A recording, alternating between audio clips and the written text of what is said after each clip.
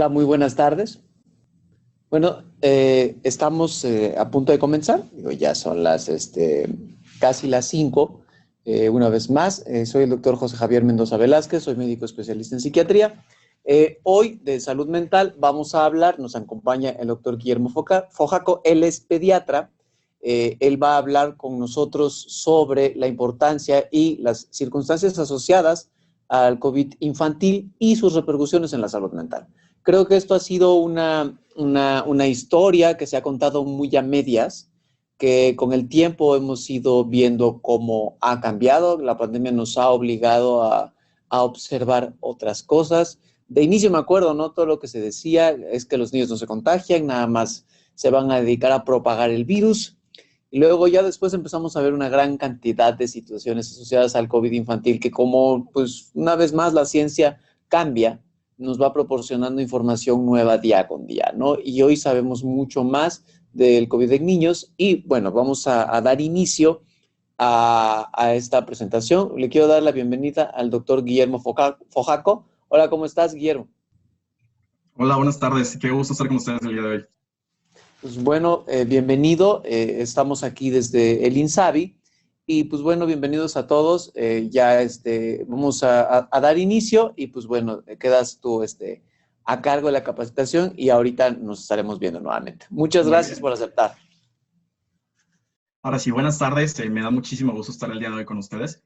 Yo soy el doctor Guillermo Fojaco Villanueva, yo soy pediatra. Y pues el día de hoy me da muchísimo gusto que me hayan invitado porque justo en el marco del Día de la Niñez es importante hablar de este tema por dos razones. Una, justo como decía el doctor Mendoza, al principio se pensaba que el COVID-19 pues no le iba a hacer absolutamente nada a los niños. Dijimos, pues es un ratito, no va a pasar nada. Seguro nunca se van a enfermar y seguro no va a pasar nada. Y otra, porque siempre es importante hablar de salud mental y sobre todo hablar de la salud mental de niños, niñas y adolescentes. Siempre son una población vulnerable, a veces los dejamos de lado, pero al final son el futuro del país. En México, un tercio de la población es menor de 18 años y si no tomamos en cuenta esto, al final va a impactar en el desarrollo tanto de ellos como personas como del país. Vamos a empezar hablando un poquito de cómo fueron pasando las cosas. Hace aproximadamente poquito más de un año, la SEP anunció un receso escolar por el COVID-19.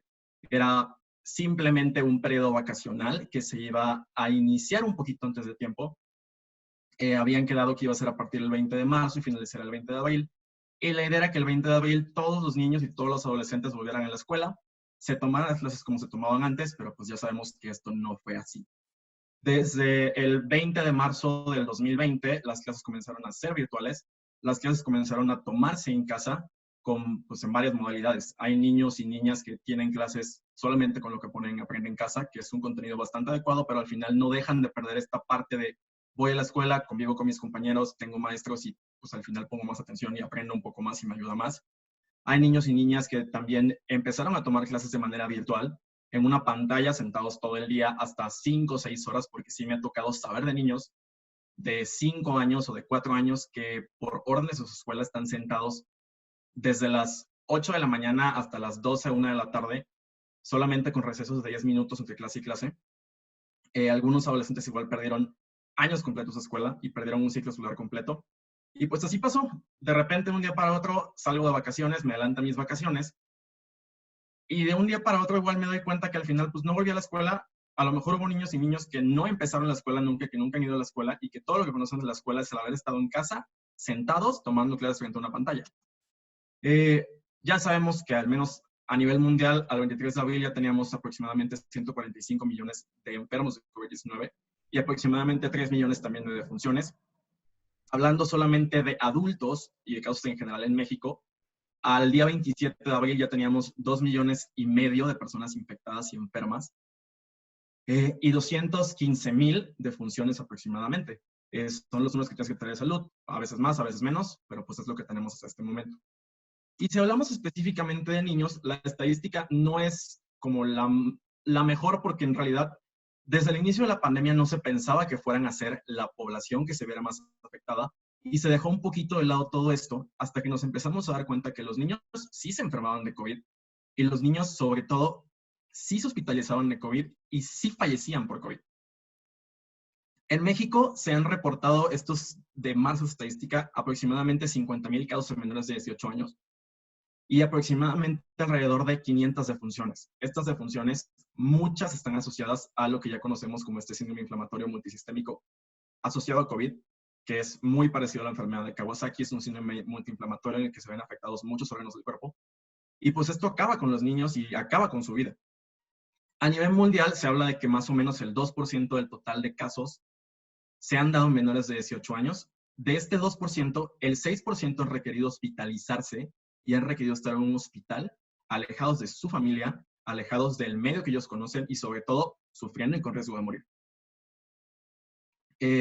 Después, ¿qué tenemos como salud mental? Esto es algo importante y es algo que tenemos que saber y que tenemos que tener en la cabeza cuando veamos todo esto. La salud mental, pues hay varias definiciones, pero esta me gusta mucho. Hablan de, la Organización Mundial de la Salud habla de un estado de bienestar en el que la persona realiza sus capacidades y es capaz de hacer frente al estrés normal de la vida, de trabajar de forma productiva y de contribuir a su comunidad. Hay una palabra que aquí yo marqué, que es esta de aquí, persona. ¿Por qué la marqué y por qué hago énfasis en esta palabra? A veces todavía tenemos como esta idea, o muchas personas tienen esta idea, de que los niños y las niñas no son personas. ¿A qué voy con esto? A veces pasa que uno da por sentado que no entienden las cosas, que no sufren lo mismo que sufren los adultos, que no se preocupan por lo mismo que se preocupan los adultos. A veces hay personas y a veces se puede pensar que los niños y las niñas simplemente están como viviendo por el mundo, riéndose de todo lo que se pueden reír, pero la realidad es que no es así. Los niños y las niñas son personas al final, personas que tienen derechos, personas que tienen salud, personas que tienen una mente y personas que tienen sentimientos. Entonces, todo el tiempo tenemos que tener esto en cuenta para hacer un abordaje y ver y tener una visión completa de lo que está pasando en la vida de estos niños y de estas niñas. Seguimos también con hacer frente al estrés normal de la vida. Y en este momento el estrés normal de la vida, pues ya no es el mismo que era hace 1 año y medio. El estrés normal de la vida en este momento es saber que a lo mejor te puedes enfermar, que tus papás se pueden enfermar, que la gente que tú conoces se pueden enfermar, que ya no fuiste a la escuela, que a lo mejor la próxima vez que tú vayas a la escuela, la gente que tú conocías ya no esté ahí, que algunos maestros ya no estén ahí, que tus compañeros ya no estén ahí. Trabajar de forma productiva. Dirán, bueno, los niños no trabajan, las niñas no trabajan, los docentes no trabajan. El simple hecho de tener forma productiva es el ir a la escuela y poder aprovechar lo que te están dando y poder aprender de la adecuada manera. Y contribuir a su comunidad, pues al final esa es la finalidad de que alguien vaya a la escuela y que tenga educación, que pueda tener una mejor vida y que al final contribuya a la comunidad. Hay varios factores que influyen en la salud mental. Tenemos factores ambientales, tenemos también factores genéticos, y pues justo lo más importante y lo que tenemos que tener en cuenta ahorita es esta parte de arriba, los factores ambientales. Los factores ambientales son factores que al final son modificables y son factores que se pueden acomodar y se pueden tomar de cierta manera y son factores que no son los mismos para todas las personas. En este momento, pues también tenemos muchos factores ambientales que antes no estaban. Y es en esos factores ambientales en los que podemos incidir tanto como familiares, como papás, como hermanos, tías, tíos, primos, tanto como médicos, que somos médicos a veces de primer contacto y que podemos darle consejería a la familia acerca de qué hacer con estos niños y qué hacer con estas niñas y qué hacer con estos adolescentes en casa para evitar y para asegurarnos que la estén pasando de la mejor manera posible y que su salud mental esté siendo tomada en cuenta y no se estén quedando detrás. Eso es algo extremadamente importante. Hay un modelo, o sea, hay varios modelos de desarrollo humano. El modelo que a mí me gusta mucho es este modelo ecológico de Uri von Fromender.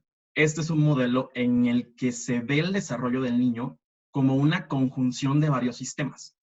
Tenemos sistemas desde el más pequeño, que es el endosistema, que es el sistema del niño en desarrollo y que ve al niño por su edad, por su género, la salud, o si tiene alguna otra cosa, las habilidades que tiene y el temperamento que también tiene. Esta palabra temperamento la vamos a retomar un poquito más adelante porque es una de las cosas que más nos puede ayudar y que es más sencillo detectar y más sencillo poder trabajar con ese temperamento porque cada quien tiene un temperamento distinto. Tenemos también después un microsistema. En este microsistema tenemos influencias bidireccionales, es donde el niño influye en ellos y ellos y estas partes del sistema influyen en el niño. Tenemos pues el hogar, que al final va a ser la familia cercana, quienes viven en su casa, papá, mamá, hermanos, abuelitos, tíos. La escuela, quiénes son sus compañeros de la escuela, con quienes convive todos los días, que en este momento al final es una convivencia de manera virtual, pero no deja de ser una convivencia, no deja de ser una parte de desarrollo social, pues sus vecinos y pues incluso la comunidad religiosa local o los grupos a los que el niño o la niña llegue. Tenemos también un mesosistema, que es la forma en que estos sistemas interactúan entre ellos, lo que pasa del hogar a la escuela, de la escuela al vecindario. Tenemos también un exosistema, que es lo que está un poco más afuera, es como la sociedad en general.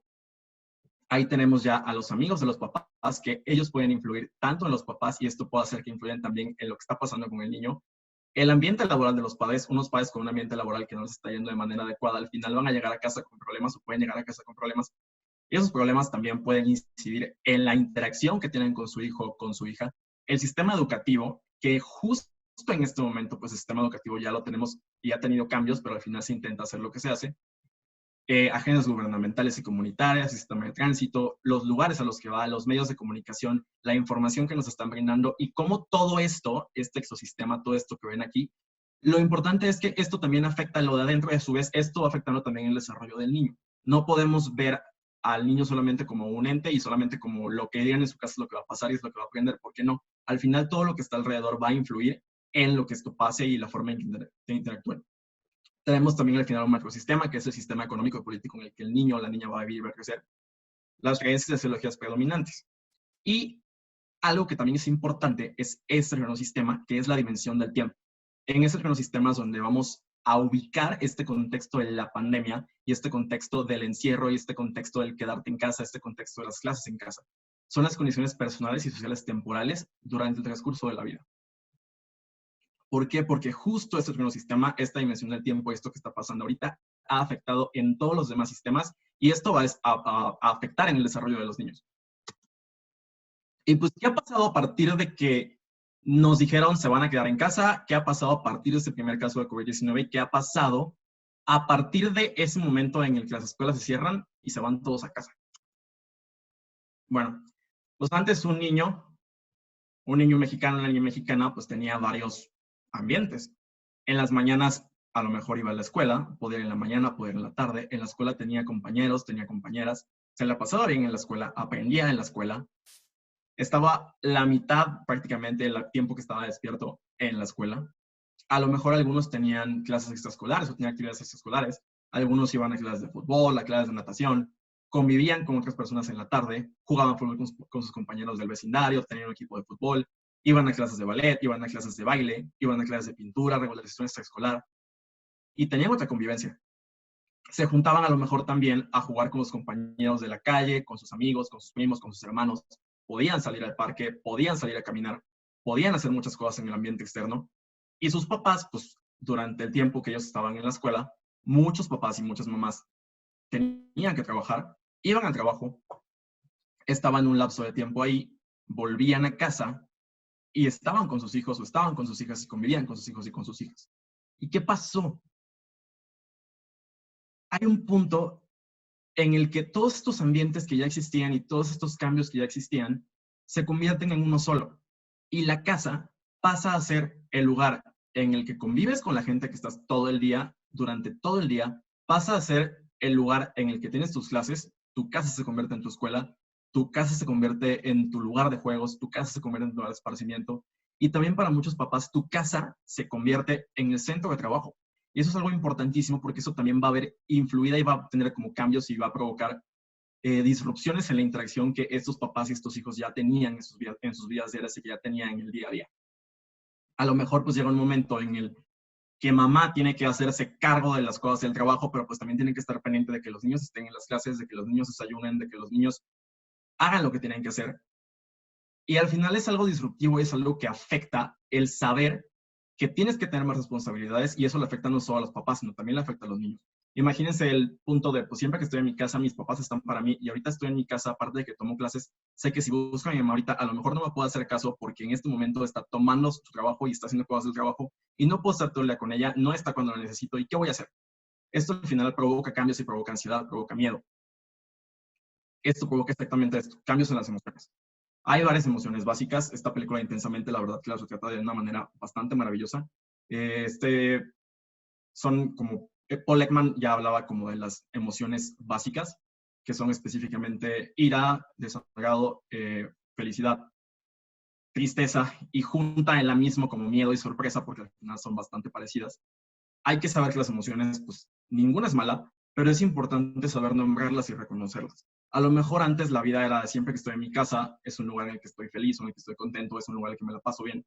Pero pues llega un momento en el que las emociones que sentías antes, pues empiezan como a cambiar en este lapso, y pues de repente a lo mejor puede ser que un niño o una niña durante mucho más tiempo el que lo pasaba antes o lo pasaba antes, tenga sentimientos de ira o de tristeza. Y lo importante es saber reconocer estas emociones, saber que están ahí y saber que no pasa nada si las sentimos, pero que tenemos que aprender a reconocerlas para que cuando veamos que estas emociones están tomando un lugar mucho más allá del que deben de tomar, tomemos cartas en el asunto y veamos qué es lo que se puede hacer y qué cambios podemos hacer para que esas emociones no tomen el control. Eh, Algo importantísimo también es esta parte, sobre todo en las emociones, la interacción social. Las emociones y la forma en la que las personas nos damos cuenta de lo que sienten los demás es al final viendo los gestos, viendo la cara, escuchando a las personas y viendo lo que están haciendo y intentando pues sentir esta parte que sentimos de los demás. De repente llega un momento en el que toda la interacción que tú tienes con las personas es a través de un cubrebocas y todos tienen cubrebocas todo el tiempo. Hay muchos niños que las únicas personas que conocen que no usan cubrebocas son las personas que viven en su casa y las personas que ven en la televisión. Y esto al final pues va a provocar un cambio importantísimo en la interacción social que estos niños lleguen a tener mucho más adelante cuando las cosas se reabran y cuando vuelvan a la vida. ¿Cómo me voy a dar cuenta yo que alguien está triste, enojado, si solamente puedo ver de los ojos para arriba? Afortunadamente tengo unas cejas muy expresivas, tengo unas cejas gigantes, eso me ayuda un poquito. Pero pues hay personas que no lo tienen y que pues no puede ser así todo el tiempo. A veces pues me puedo estar riendo así y no se dan cuenta si me estoy riendo o no me estoy riendo. O puede que tenga una risa genuina, que al final es una risa que se ve un poquito en los ojos, pero si yo no tengo esos conocimientos desde antes, yo no lo voy a saber y yo no me puedo dar cuenta porque no son cosas que yo termine de entender. Entonces siempre hay que tener esto en cuenta y hay que pues, interactuar con los niños y con las niñas. Otra cosa que es importantísima y que yo creo que es una de las cosas que más hay que tocar y que más hay que tomar en cuenta. El duelo y los conceptos que los niños tienen acerca de la muerte. Se habla de que aproximadamente, no hay como un número exacto, pero ya se había hecho como un cálculo justo hace una semana en el Senado, hubo una plática acerca de esto, acerca del número de huérfanos que esta pandemia ha dejado en México. Tomando estadísticas, se habla de que aproximadamente se espera que en este momento ya haya unos 160,000 niños y niñas huérfanos que durante este último año han perdido a sus papás.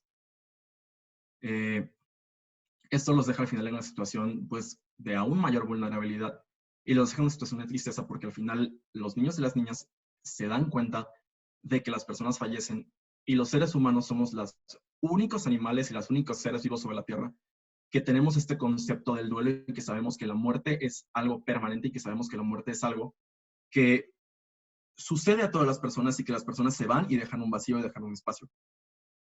Elizabeth Kubler-Ross, ya en el 85, hablaba del duelo y del concepto que los niños y las niñas tienen acerca de la muerte. Ella la dividía aproximadamente en 3 fases.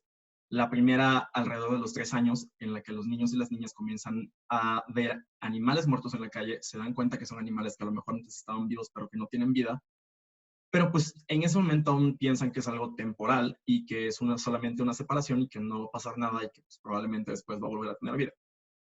Alrededor de los 5 años, se llega a una segunda fase y un segundo concepto en el que ya se sabe que es algo externo, que es algo que uno no controla y que uno no puede decidir cuándo se muere, cuándo no se muere. Pero de cierta manera aún se piensa que la muerte es como una persona que llega y dice, oye, ¿sabes qué? Pues me lo voy a llevar. Se lo lleva, se lleva a su mamá, se lleva a su papá, se lleva pues, a su perro, a su pez. Y pues no lo devuelve. Y ya más o menos entre los 9 y los 10 años, ya tenemos este concepto de que la muerte es algo biológico, que es parte del ciclo de la vida y que es algo permanente. Pues, ¿qué puede pasar cuando un niño o una niña pues, pierde a una persona cercana? Y en cercana me refiero no solamente a papá y mamá. En este momento, pues yo creo que la mayoría de las personas han perdido a alguien durante esta pandemia. Puedes haber perdido a tus abuelos, tías, primos, compañeros de la escuela, papás de compañeros de la escuela, maestros, maestras. Los niños y las niñas pues no, o sea, no manejan el duelo de la misma manera que lo hacemos los adultos, que tenemos estas 5 etapas, que ya están muy bien escritas y muy bien conocidas. Pues ellos pueden pasar por etapas en las que hay aislamiento, agresividad, incluso sentimientos de culpa, que es algo muy importante, hacerles entender que nada de lo que pasa es culpa de ellos y que nada de lo que pasa lo pueden controlar y que nada de lo que pasa pasó porque ellos estuvieran así o porque hubieran hecho algo. He sabido de muchas historias, pues no en este momento, pero sí de historias de niños y niñas que dicen, bueno, es que a lo mejor un día yo estaba en casa de mi abuela, fui a mi casa, mi abuela me regañaba a lo mejor por subir los pies al sofá. Un día yo subí los pies al sofá, me regañaron, me voy a mi casa. Y el día siguiente me dicen, oye, es que sabes que tu abuela ya no está y falleció. Esos son miedos que uno como adulto los ve como irracionales, pero en el pensamiento infantil, y en el pensamiento de tipo infantil, esto puede ser algo totalmente lógico y puede pasar que un niño o una niña piense, es que sabes que es que mi abuelita se fue y mi abuelita se murió porque yo subí los pies al sofá, o mi abuelita se murió porque yo salí al parque o porque hice algo que me dijo que no hiciera. Y esto es algo que tenemos que tener siempre en la cabeza, que tenemos que tener como constante, el hablar con los niños y las niñas de estas cosas y hacerles saber que las cosas no pasan por su culpa. Incluso esta misma culpa puede provocar que haya un miedo al castigo y que haya un miedo al es que yo hice esto y pasó esto y me van a castigar y me van a dejar de hablar y me van a dejar de querer, cuando la verdad es que las cosas no son así. Hay que hablar con los niños, las niñas y los adolescentes de esto. Son temas que hay que tocar y temas que son incómodos a veces, pero que hay que tenerlos sobre la mesa y que tienen que saber que uno como médico, uno como maestro, uno como papá, uno como mamá, uno como hermano está ahí para ellos y está para ayudarles a vivir su duelo. No hay una manera de defender a los niños y las niñas y en general a nadie del sufrimiento de perder a un ser querido, pero sí hay muchas maneras de acompañar a esas personas y ayudarles a vivirlo. Incluso, pues, hay niños que han fallecido y hay niños que fallecen. Esto, pues, se aplica exactamente de la misma manera para los papás. Uno nunca sabe y uno nunca va a poder darle consuelo a una mamá o un papá que perdió a su hijo, de ninguna manera. Pero, pues, siempre hay que estar presentes para ellos. Hay que hacerles saber que estamos ahí para acompañarlos y acompañarlas. Y hay que hacerles saber que, pues, las cosas duelen, pero que las cosas van a pasar y que de cierta manera, siempre que necesiten, vamos a estar ahí y estar pendientes también nosotros para que en caso de que las cosas lleguen a mayores, ayudarlos a pedir ayuda y buscar la manera que las personas piden ayuda y que estén de la mejor manera que se pueda. ¿Y qué hacemos nosotros pues, para ayudar? Al final ya sabemos que la salud mental de los niños y de las niñas es un tema que no se toca de manera constante. En México la estadística habla de que los problemas de salud mental más prevalentes han sido trastorno de déficit de atención y hiperactividad, trastornos de espectro autista, ansiedad y depresión. Son cosas que ya están ahí, que han estado ahí antes de la pandemia, pero pues muy probablemente después de este periodo de encierro, de este periodo de miedo, de este periodo de ansiedad y de este periodo de cambios e incertidumbre, estos números se disparen y estos números suban. Y lo que tenemos que hacer es no tanto detectarlos, sino hacer todo lo posible para que no lleguemos a ese punto y hacer todo lo posible para que esto se prevenga. ¿Qué podemos hacer? Específicamente en adolescentes, pues es importante que pues tengamos como varios puntos que los pueden ayudar.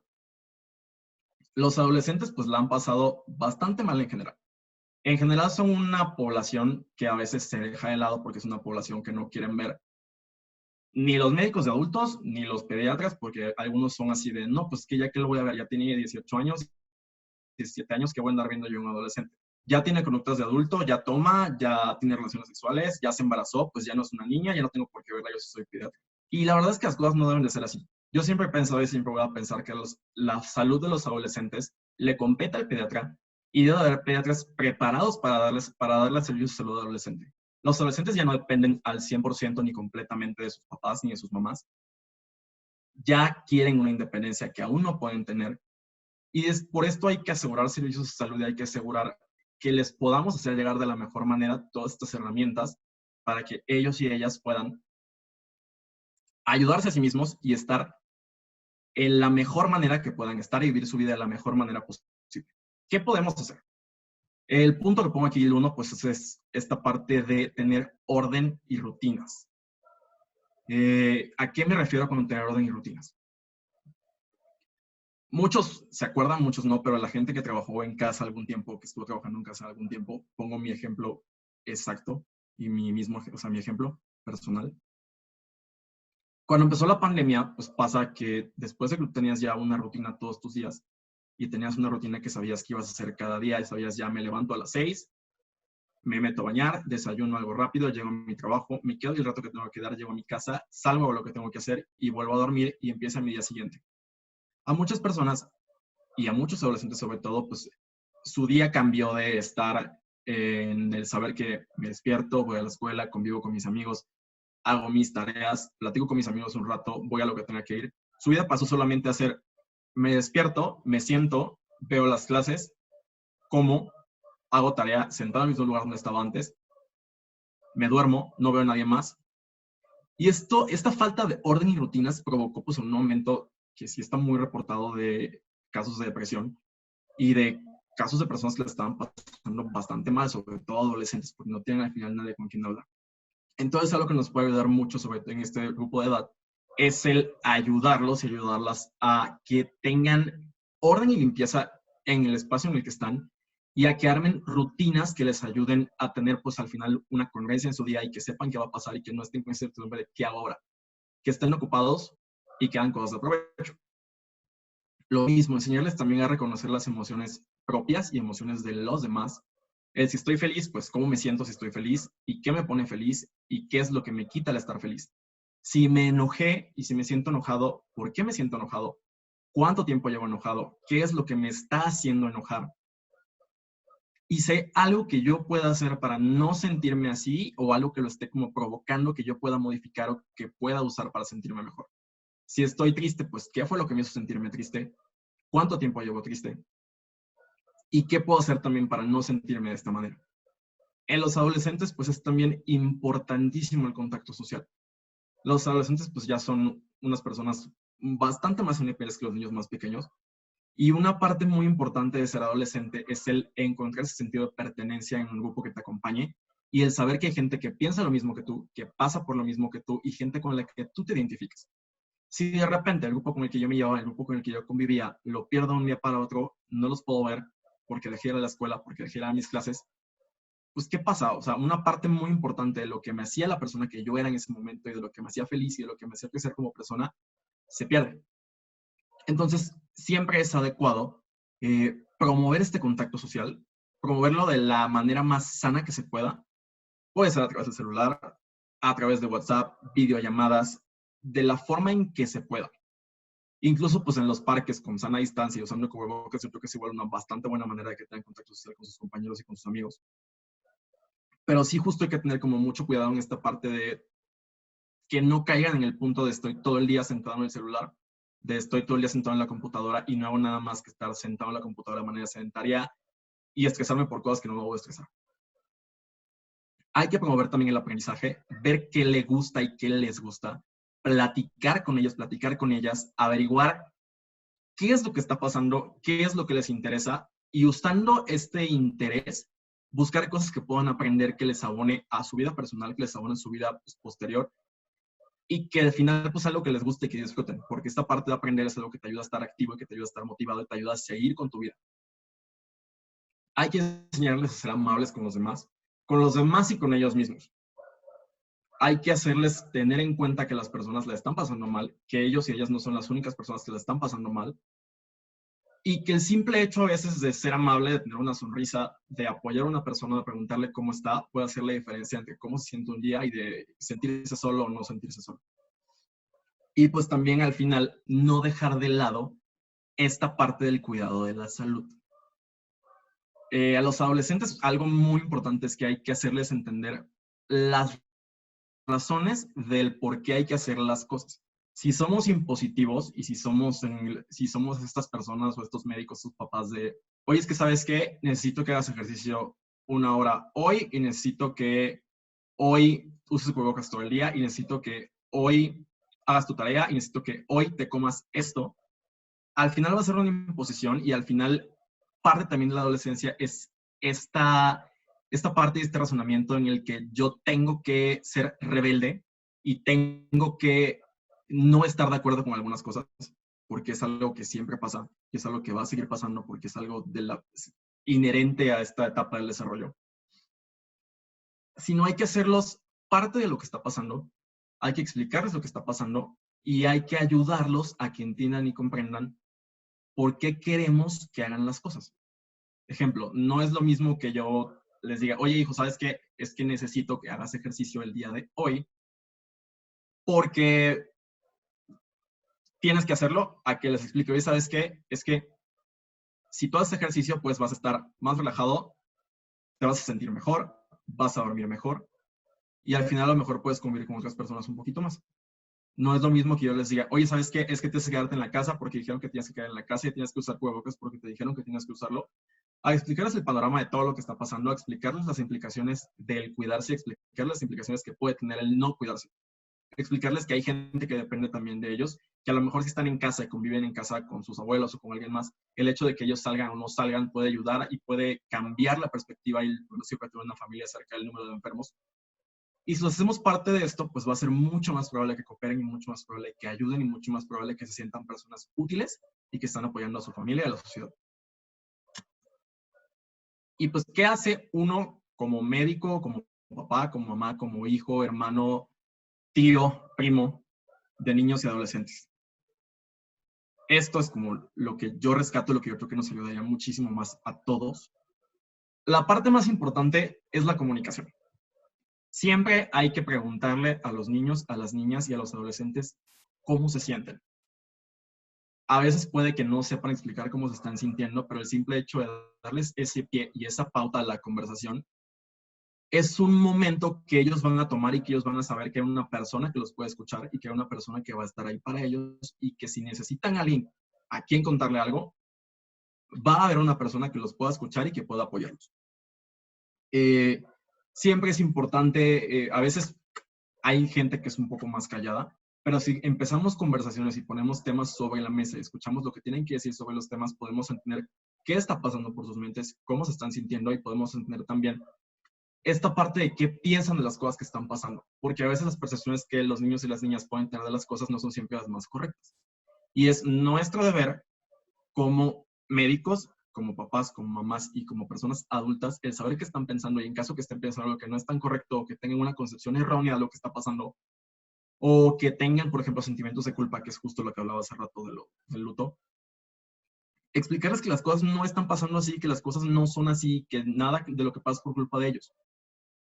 El simple hecho de iniciar una conversación puede hacer que se sientan acompañados y que sientan que no están solos y que no están solas. Hay que evitar también el exceso de información. Esto es importantísimo tanto para población menor de 18 años como para los adultos. Ya sabemos que por todos lados hay información, siempre se sabe todo por todos lados y a veces hay información que no es adecuada y que no es correcta. Específicamente yo creo que en niños y niñas hay que tener mucho cuidado de las personas con las que sabemos que hablan, ver qué están diciendo esas personas, tener mucho cuidado en los medios que están viendo, los medios a los que tienen acceso, y también tener cuidado en las redes sociales que están usando y lo que están viendo en redes sociales. Muchos niños y niñas lo que tienen ahorita de acceso a medios de comunicación, a medios de información, ya no es ni la televisión, ni la radio, y a lo mejor el celular, porque pasa que no tienen un celular propio. Pero muchos niños y niñas tienen acceso al celular de sus papás, en el que entran a YouTube. En YouTube hay YouTube Kids también, por supuesto, pero en YouTube Kids no, o sea, porque sea algo que está hecho para niños, no deja de tener información relevante sobre el mundo externo, y no deja de tener youtubers, no deja de tener personas que a lo mejor tienen condiciones erróneas o que a lo mejor les hacen tener pues ideas no tan adecuadas de lo que está pasando y de lo que deberían de hacer o no deberían de hacer. Hay que saber qué es lo que están viendo, saber qué es lo que están consumiendo y saber la forma en que están recibiendo esa información y la forma en la que están tomando esa información y lo que están pensando y haciendo con esa información. Algo que puede ser muy útil, por ejemplo, es, o sea, no es el punto de que no vean noticias, que no vean qué está pasando, porque no, tampoco es así. Pero sí podemos, si tenemos acceso a Internet y si, por ejemplo, en casa ven las noticias por Internet o leen el periódico, tomar siempre el periódico antes o una revista antes, ojearlo un poquito, ver qué hay dentro de la revista, qué información está, quién la está dando, de qué forma la están dando, para que en caso de que haya algo, exista algo dentro de esa revista o de ese medio de comunicación o de ese video que sepamos pueda afectar de una manera inadecuada, estemos preparados y sepamos como qué información dar y qué información está viendo para en caso de que veamos que se afecta un poquito, poderle preguntar qué está pasando y ya poder saber qué es lo que vio. Mantener la calma, que es importantísimo también. No puedo pedirle a un niño o una niña que mantenga la calma si yo estoy llorando y le estoy diciendo las cosas llorando. O sea, no puede ser que llegue y me diga de, oye, ¿estás triste? Y yo de, no, es que sí me siento bien y estoy muy contento. Si clara y genuinamente está viendo que estoy triste. No puedo querer que un menor se sienta seguro y se sienta en calma si está viendo que yo me siento inseguro y que yo no tengo calma y que yo estoy ansioso todo el tiempo y que no tengo paz en mi cabeza. Entonces, eso también es un punto importantísimo, el mensaje que nosotros damos y la forma en que damos los mensajes. El tiempo de pantalla, esto es algo igual que es ahorita como bastante controversial un poquito. Hace varios años, aproximadamente en el 2016, la Academia Americana de Pediatría publicó una guía de uso correcto y adecuado de medios en los niños. Las recomendaciones en ese momento eran que los niños menores de 1 año no deberían tener acceso a pantallas, que los niños entre 1 y 2 años deberían tener acceso a pantallas únicamente si eran para interacción social, por ejemplo, para una videollamada, y un tiempo, pues, de menos de media hora. Y que los niños de entre 2 y 6 años, o sea, no deberían de estar, bueno, en general nadie, debería de estar más de 2 horas frente a una pantalla durante el día. Y en pantalla me refiero a computadora, televisión, tableta, celular. Esas 4 son pantallas, esas 4 inciden en tiempo de pantalla. Ya en la última, en Sanud ya se tomó en cuenta esto del sedentarismo de tiempo en pantalla. Y la verdad es que la gran mayoría de los niños y adolescentes mexicanos pasaban de las 2 horas recomendadas de tiempo de pantalla. Ahora que llegó la pandemia y que llegó esto de la escuela en casa, esto de los tiempos de pantalla, estas recomendaciones se volvieron bastante irrelevantes, porque en este momento de la historia la verdad es que nadie está pasando menos de 2 horas al día en una pantalla. Las recomendaciones se habían hecho basadas como en hipótesis, no realmente en evidencia, porque la verdad es que no había evidencia científica de tal cosa y no había como estudios muchos acerca de esto. Yo creo que a partir de este momento de la historia va a empezar a suceder un poco más y va a verse más qué pasa, pero lo importante de las pantallas no es realmente el tiempo que la gente esté en pantalla, sino el uso que se le da a la pantalla. No es lo mismo que yo tenga un hijo o una hija y que yo me asegure que va a estar sentado o sentada 2 horas frente a una pantalla solamente viendo la televisión y recibiendo información, a que a lo mejor yo me siente con él, me siente con ella, veamos la pantalla juntos, veamos una película juntos, conversemos durante la película, le pregunte qué piensa de la película, le enseñe cosas a través de la película, que a lo mejor use la tableta como un medio también visual para enseñarle imágenes, enseñarle información y platicar con él o ella acerca de esa información, que el simple hecho de dejarlos ahí sentados y dejando que los eduque la pantalla, porque al final no es el punto. Otra cosa importantísima, el juego. A todos los papás que lleguen y a todos los papás que veamos en la consulta hay que explicarles la importancia del juego en los niños. El juego es un medio a través del cual los niños se pueden expresar, es un medio a través del cual los niños pueden aprender y es un medio a través del cual van a ser ellos mismos y van a tener la libertad de expresar lo que quieran expresar. Los juegos ayudan y nos enseñan a seguir reglas, nos ayudan a tener convivencia, nos ayudan a aprender también reglas sociales, nos ayudan a tener pues un poco más de actividad física y es importante que juguemos tanto con los niños como con los adolescentes. Pues los juegos no van a ser los mismos para todos ni para la misma edad, pero el simple hecho de poder jugar es un punto en el que vas a tener convivencia familiar, vas a tener convivencia con las personas que te rodean y vas a poder también liberar un poco de estrés que te va a ayudar. Y pues justo esto también lo repetimos nuevamente. Las rutinas ayudan muchísimo. Tener un horario para despertarse, un horario para desayunar, un horario para bañarse, un horario para estudiar, un horario para irse a dormir, un horario para comer, un horario para convivir. Las rutinas siempre van a ser útiles y el saber que tenemos rutinas, pues al final va a ayudar a darle un poquito más de coherencia y congruencia al día y va a evitar que estén todo el día con esta zozobra de ¿y ahora qué hago? ¿Y ahora qué va a pasar? No tengo nada que hacer, ya me aburrí. Y va a evitar también que la gente se vuelva loca buscando, o sea, mamá se vuelva histérica buscando qué hacer y qué ponerlos a hacer porque ya son las 7 de la mañana y ya hice todo lo que puedo hacer. Si tenemos una rutina planeada, entonces va a ser pues, una forma muy buena de sentirnos bastante mejor. Esto también es un punto importantísimo ya justo hablando de rutinas. La higiene del sueño. El no dormir bien afecta de sobremanera a niños, niñas y adolescentes. Se sabe que el no tener horas adecuadas de sueño y el no tener un sueño reparador está relacionado con enfermedades tanto físicas como la obesidad e incluso con enfermedades cardíacas. Se sabe, sobre todo en niños y adolescentes, que el que un niño tenga horas de sueño menores a las que debe va a estar muy asociado a aumento en la prevalencia de obesidad y aumento en la prevalencia de diabetes y de múltiples comorbilidades. Entonces hay que asegurarnos que tengan una higiene de sueño adecuada y que tengan un sueño adecuado y un sueño reparador. Se recomiendan entre 9 y 11 horas de sueño dependiendo del grupo de edad y es importante establecer horarios y rutinas para el sueño.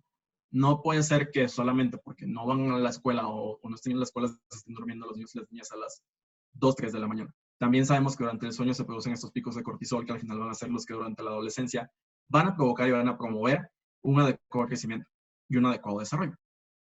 Hay que asegurar que tengan un lugar cómodo y adecuado para dormir y que la cama se use únicamente para dormir. La cama no es un lugar ni para jugar, ni para hacer la tarea, ni para estar todo el día acostado viendo el celular. Sacar aparatos electrónicos de la habitación no es adecuado ni recomendable que ninguna persona tenga dentro de su cuarto pantallas ni televisiones, porque al final son un distractor más y al final es una forma en la que te quedas viendo la tele un rato más, o se quedan viendo la tele un rato más y duermen mucho menos tiempo del que deben. Y sobre todo, no realizar actividades muy estimulantes cerca de la hora de dormir. Si sabemos que a un niño o una niña le cuesta trabajo quedarse dormido y que batalla un poquito para irse a dormir temprano, hay que ir acomodando el día, ir acomodando las cosas para que justo antes de que se vaya a dormir, tenga actividades más relajantes, como por ejemplo el simple hecho de a lo mejor cenar un poquito antes, bañarse un poquito antes, estar relajado y acostarse. Igual asegurarse de que al menos media hora antes de la hora de dormir no se tenga enfrente a una pantalla, porque esto va a cambiar los ciclos circadianos y va a provocar alteraciones en esta parte. Algo que les comenté hace rato y que yo creo que es muy importante es esto del temperamento. El temperamento es una parte de la personalidad que es heredada y uno nace con ella. El temperamento es prácticamente el cómo de la personalidad. Es la forma en la que yo voy a reaccionar y yo voy a actuar cuando haya un estímulo externo y la forma en que yo lo voy a recibir. Hay una aplicación bastante buena en internet. Hay un instrumento para ver el temperamento que se llama IT3. Está en internet, es gratuito, está en español. Y a lo que nos ayuda es a evaluar el temperamento que tiene el bebé o el niño pequeño. O sea, lo ponen como justo, hay dos, una versión de lactantes y una versión de niños pequeños. Pero eso es la verdad que únicamente son como grupos de edad y lo único que cambia son los consejos que te da después de que tomas la prueba y que tomas el instrumento. Yo creo que es una herramienta útil para todas las personas del mundo y que todas las personas deberíamos conocer nuestro temperamento. No solamente papás hacia bebés ni papás hacia niños pequeños, sino todas las personas, tanto como trabajador, como compañero, como amigo. Es importante conocer el temperamento propio y a lo mejor el de los demás, porque esto nos puede ayudar de sobremanera a tener una mejor convivencia y evitar conflictos en casa. El temperamento, ya hace varios años, en los 80s, Thomas y Chess definieron 9 características del temperamento. Y estas 9 características van a variar de persona a persona. Este instrumento IT3 lo que hace es como clasificarlas en bajo o alto, y lo que hace es poner como 2 columnas, pone una columna para papá o mamá y una columna para el niño o la niña, y hay que pues como poner en una casilla lo que pensemos de cada una de las características que les voy a contar de cada una de las 2 personas. Las ponemos, al final lo que hace el instrumento es darnos como una hoja con consejos acerca de cómo hacer que la convivencia sea un poco mejor y que la convivencia sea más amable. Y yo creo que el simple hecho de saber que la convivencia va a ser más amable si vas a estar todo el día encerrado en tu casa con una persona, puede ayudar a evitar muchísimos conflictos y muchísimos malos ratos. El primer punto que Thomas y Chess veían sobre el temperamento de la actividad, que es el hecho de que una persona esté activa todo el día y que se esté moviendo todo el día, o que esté sentada y que pueda quedarse tranquila un rato. Esto va a ser hasta incluso la hora de dormir. Yo, por ejemplo, soy una persona con actividad alta. No lo están viendo ahorita, pero desde que empezó esta conferencia estoy moviendo los pies todo el rato abajo del escritorio y muevo las manos mucho justamente porque tengo esta parte alta de actividad. Una persona con actividad baja pues va a ser una persona que se va a poder sentar un rato más y va a poder estar tranquila y no se va a mover para dormir y va a estar tranquila. Entonces, ¿qué pasa? Si a lo mejor yo tengo actividad alta y mi mamá tiene actividad baja, va a causar conflictos porque mi mamá va a decir, este niño no se queda callado, no se queda quieto, ya no sé qué voy a hacer con él, ya no sé qué voy a hacer con ella. Y esta herramienta lo que hace es darnos consejos. Simplemente a lo mejor uno tiene que saber que pues, la persona es así, que la persona es activa porque es así, que no es porque tenga ganas de molestar, ni porque quiera hacer algo más, ni porque quiera estar dando lata todo el día. Simplemente así somos como persona y tenemos que ajustarnos. Y yo, que soy la persona adulta, tengo que saber que la que tiene que adaptarse a lo mejor soy yo. Que a lo mejor yo tengo que buscar actividades o buscar la manera en que mi hijo, mi hija o el adolescente que estoy atendiendo no la pase tan mal en clases, porque sobre todo las personas con actividad alta la están pasando mal ahora que tienen que estar sentadas en el mismo lugar durante 7 u 8 horas viendo una pantalla que al final, aparte de que es a veces aburrido, es cansado. El poner atención a las personas en una videoconferencia es mucho más cansado que poner atención de manera presencial. ¿Por qué? Si yo estoy frente a una pantalla, lo único que estoy viendo de ti son tus expresiones faciales. No puedo leer tu cuerpo, no puedo leer tu actitud corporal y no puedo leer todo lo que está pasando alrededor. El hecho de yo tener que concentrarme en varias personas y en varias pantallas a la vez, solamente viendo caras y viendo qué está pasando, pues es algo que afecta y es algo que cansa mucho más. La ritmicidad es este punto en el que hay personas que son como relojito, que se levantan todos los días sin necesidad de un reloj a las 7 de la mañana, a las 8 están comiendo, a las 9 están en el baño, a las 12 comen otra vez y a las 7 de la noche están yendo a dormir. Y todos los días es así. Hay personas que no tienen estos horarios así y sobre todo niños y niñas que no tienen estos horarios así y que saben y no son, o sea, pueden tener como una mayor capacidad para ser receptivos a cambios en los ritmos que ellos tienen. A esas personas sobre todo pues les afectó mucho el hecho de haber tenido que quedar en casa si ya tenías una rutina diaria. Algo que se puede hacer es, si ya sabemos que el niño o la niña tiene una ritmicidad alta, intentar cumplir con los horarios y en caso que no se pueda cumplir con los horarios, pues avisarle con anterioridad o estar preparados y preparados para lo que pueda pasar y para el mal rato que pueda pasar en caso que el ritmo no se siga. Esta parte también del acercamiento y rechazo es esta como habilidad en la que uno va a acercarse a las cosas nuevas o va a rechazar las cosas nuevas. Cambia también de persona a persona. La adaptabilidad, pues es la forma en la que yo voy a poder conseguir cambiar de una actividad a otra o de un ambiente a otro o de un medio a otro medio. Esto la verdad es que le cayó bastante bien y de perlas a la gente que tiene una adaptabilidad baja. Pues a lo mejor un niño con una adaptabilidad baja ahora le cuesta mucho menos trabajo concentrarse para la escuela porque pues ya sabe que no tiene que hacer un cambio de ambiente tan complejo y que simplemente es paso poquito a poquito, ya estoy aquí en mi casa, tengo la computadora y no tengo que tener este trayecto de mi casa a la escuela, a lo mejor subirme al camión que me va a alterar y todavía llegar y acostumbrarme al nuevo salón y acostumbrarme a la gente, llegar y en lo que me adapto y empiezo a poner atención media hora después. Y pues a las personas que justo son así y a las personas que tienen como problemas de adaptabilidad les ayuda mucho el hecho de que tengan ya un ambiente un poquito más estable. También tenemos este umbral de respuesta que es la forma y la intensidad y como lo fuerte que tiene que ser un estímulo para que provoque una reacción en mí. Hay personas que tienen un umbral de respuesta bastante alto, que pueden estar pasando 1000 cosas alrededor, que puede haber un taladro neumático afuera arreglando la calle, que puede estar adentro la abuelita viendo la televisión y la novela, y que puede estar el hermanito abajo corriendo, pasando bajo de un escritorio y que no se van a distraer, ni les va a provocar ninguna reacción, pero pues hay personas también que pasa una mosca al lado y tienen un umbral de respuesta tan bajo que esa simple mosca o un olor que llegó de la cocina o el simplemente tener calor puede afectarlos y hacer que pierdan esa concentración que ya tenían y que vuelten a ver eso. La intensidad de respuesta, pues, es la manera en la que las personas van a reaccionar a un estímulo, como la intensidad de acuerdo al estímulo que tuvimos. pues hay niños y niñas y personas en general que les das un regalo y dices, muchas gracias, está padre. Como hay niños y niñas que les das un lápiz nuevo y van a gritar de felicidad y se van a poner muy contentos. Simplemente hay que saber modular esta intensidad y saber conocerla y pues acostumbrarnos un poquito cómo es cada persona.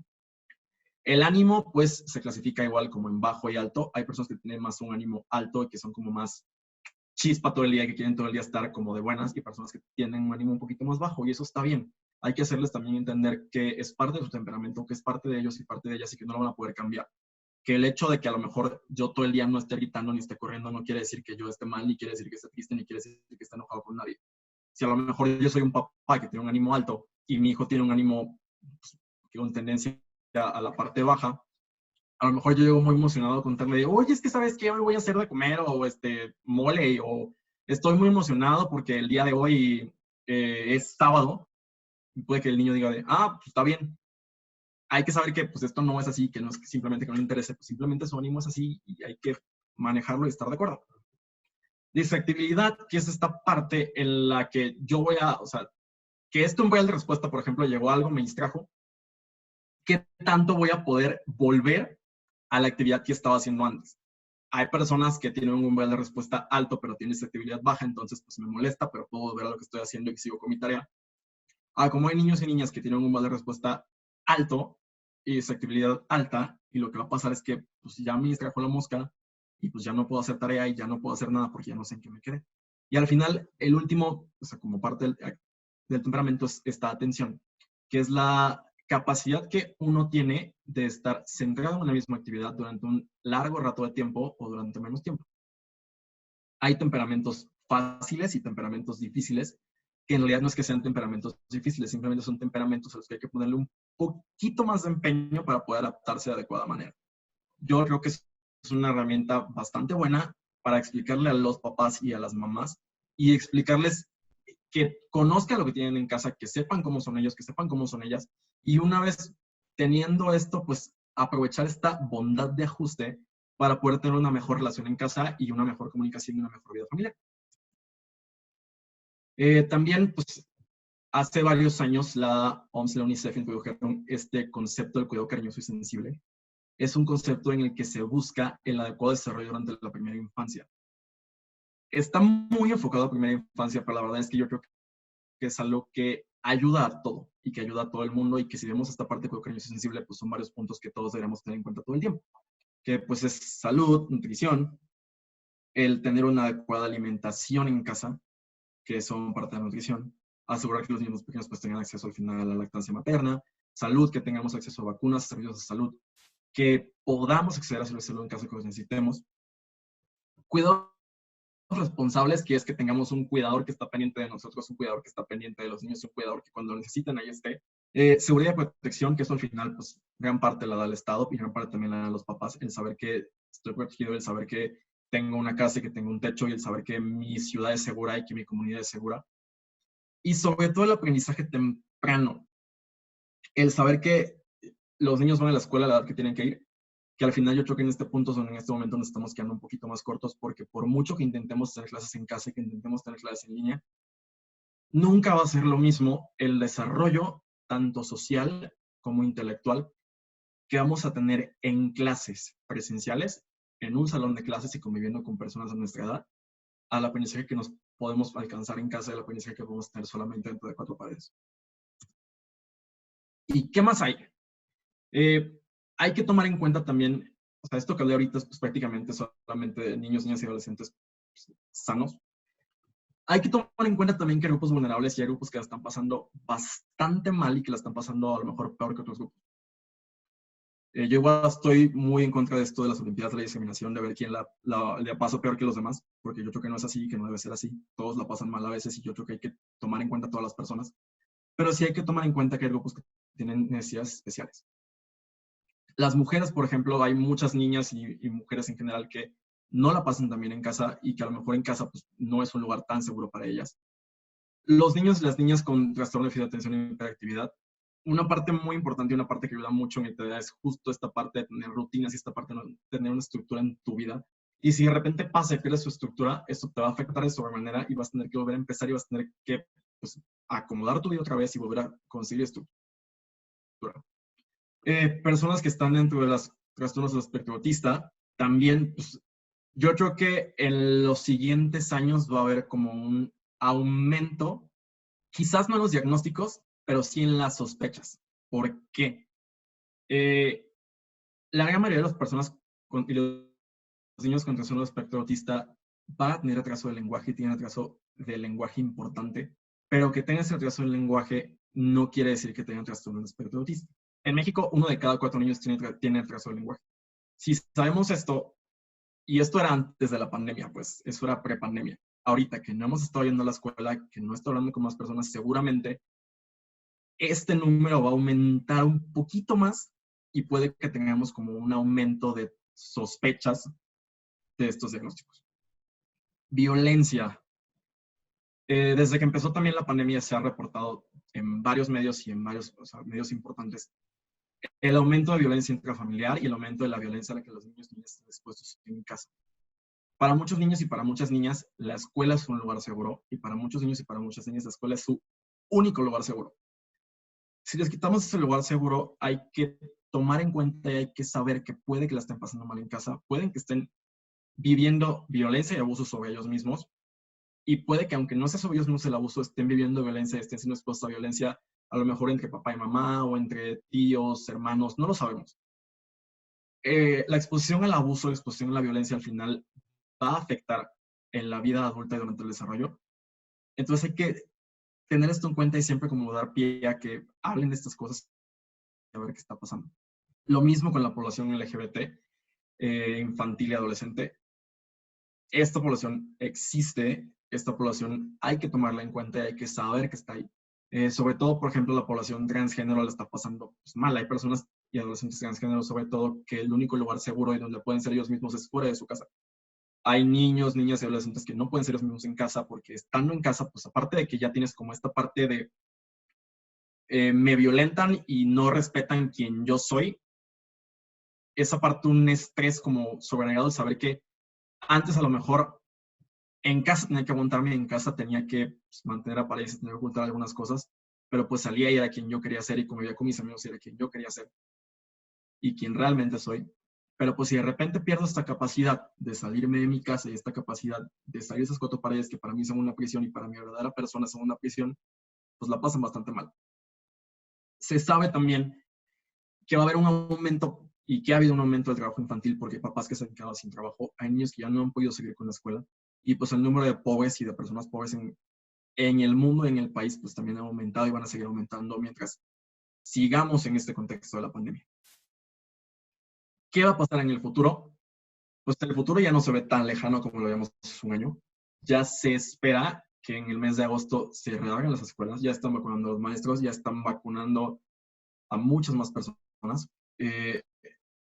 Hay que ver qué va a pasar cuando se reabran las escuelas. Hay que tomar en cuenta que hay niños, sobre todo de preescolar, que nunca han ido a la escuela y que van a llegar a un salón de clases y que no saben qué es un salón de clases, que no saben qué es sentarse, que no saben qué es lo que está pasando. Niños y niñas que nunca se separaron de sus papás, niños y niñas que nunca han estado solos en otro medio que no sea su casa. Y pues va a haber que estar ahí, apoyarlos y ver las cosas que estén pasando. No sabemos si habrá estrés postraumático después de todo esto. Va a haber niños que van a tener miedo todavía a todo lo que acaba de pasar. Retrasos en el desarrollo, como ya les comenté, tanto de lenguaje como motor y de conocimientos y a nivel social, porque pues no están conviviendo con muchas más personas. Y pues igual un panorama que tenemos en el futuro y que tenemos en los siguientes años es la vacunación en niños, niñas y adolescentes. Ya se sabe, por ejemplo, que la vacuna de Pfizer es segura para al menos hasta los 16 años, y ya se sabe que algunas igual son seguras y que se están estudiando, pero pues aún no sabemos qué va a pasar y no sabemos cómo el contexto total de lo que va a pasar. Y pues para terminar, pues los dejo con esta frase, que a mí me parece bastante bonita, es de Donald Winnicott. Donald Winnicott era pediatra y habló mucho del desarrollo de Donald Winnicott. Habló como de teorías tanto del juego, de la importancia del juego, como de los objetos de transición y de muchas cosas más. Es solo en y a través del juego que el individuo es capaz de ser creativo y de ser toda su personalidad. Solo siendo creativo, el individuo se descubre a sí mismo. Es por eso y por esto que hay que jugar. También una frase muy bonita de Walt Disney, que ya no quise ponerla porque no quise poner las frases, que dice, es algo muy cierto. En los niños nunca hay nada de adultos y dentro del niño pues no hay ninguna parte de adulta. pero dentro de todos los adultos aún hay una parte de niños y una parte de esta infancia y una parte que nos ayuda o que nos ayuda a divertirnos y que recuerda esta infancia que acabamos de vivir y que ya vivimos. Entonces, hay que tomar en cuenta a los niños, hay que tomar en cuenta a las niñas, hay que tomar en cuenta a los adolescentes. Yo creo que si hay una etapa de la vida en la que podemos incidir y podemos cambiar el futuro de una persona, es justo en la niñez y justo en la adolescencia. Si tomamos en cuenta lo que les está pasando, si los vemos como personas, si tomamos en cuenta sus derechos, estamos ahí para ellos y para ellas, va a ser mucho más fácil, mucho más factible, mucho más sencillo que consigamos un adecuado desarrollo, que consigamos una persona adulta productiva y sobre todo una persona adulta feliz. Yo creo que todos venimos al mundo justo a eso, ser felices y a compartir con los demás. Si no somos felices, ¿a qué venimos? Me da mucho gusto haber estado con ustedes el día de hoy. Al final yo decidí como enfocar la conferencia a esta parte de prevención porque creo que es lo más importante. Yo creo que es lo que todos tenemos que hacer en cuenta. Y creo que al final es lo que podemos hacer no solamente con pacientes, sino lo podemos hacer también con toda la gente que tenemos alrededor. Si sabemos de niños, niñas que la están pasando mal, hay que apoyarlos. Si sabemos de papás, mamás que están encerrados en casa, abuelos, tíos que están a cargo de niños y que la están pasando mal, hay que apoyarlos.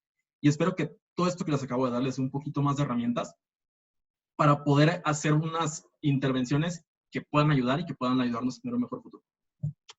Muchísimas gracias. Muchas gracias Guillermo, muchas gracias a todos. Sin duda, la parte de la visión, digo, trabajar con niños es una historia completamente distinta. Trabajar con niños en desarrollo y con desarrollo normal es una situación completamente distinta a trabajar con patología infantil. Y entonces lo que queríamos nosotros enfocar ahorita, hoy, era hacia este lugar, ¿no? Hacia la parte de que todos los niños están pasando un impacto a nivel de la salud mental. A nosotros lo entendimos y tuvimos la oportunidad de tomar decisiones. A los niños les dijimos qué hacer. A los adolescentes los obligamos a quedarse en casa. O sea, no fue una situación, o sea, si tenían novio, novia, o novios y novias, lejos. Si tenían amiguitos y clubes deportivos, lejos. O sea, todo cambió. Entonces, creo que el impacto empezó desde el momento en que no tuvimos la oportunidad de hablar con ellos y consultarlos también sobre qué situaciones teníamos que tomar, qué decisiones teníamos que tomar como parte de una familia, porque los niños también son parte de una familia, tienen tienen agencia, tienen derechos, y es difícil que de repente nosotros en esta visión, pues digámoslo así, paternal conservadora, le demos chance al niño de decir qué quiere, ¿no? Y creo que COVID nos da esta oportunidad. Y agradezco mucho que lo hayas llevado a este lugar y tenemos unas preguntas que te vamos a ir leyendo para que podamos ir dándoles respuesta. ¿Qué te parece? Va. Buenas tardes, doctor. Muchas gracias.